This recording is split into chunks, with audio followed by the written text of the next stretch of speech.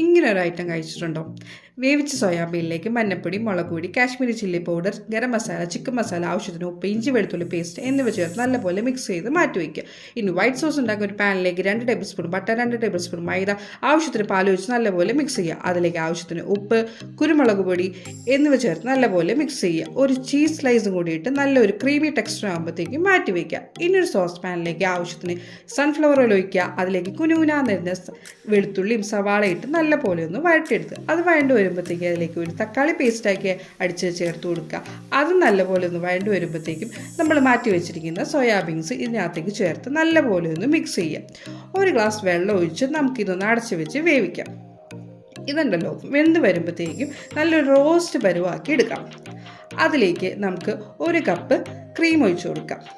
അതിൽ നല്ലപോലെ ഒന്ന് മിക്സ് ചെയ്തതിന് ശേഷം നമ്മൾ മാറ്റി വെച്ചിരിക്കുന്ന വൈറ്റ് സോസ് ഇതിലേക്ക് ഒഴിച്ച്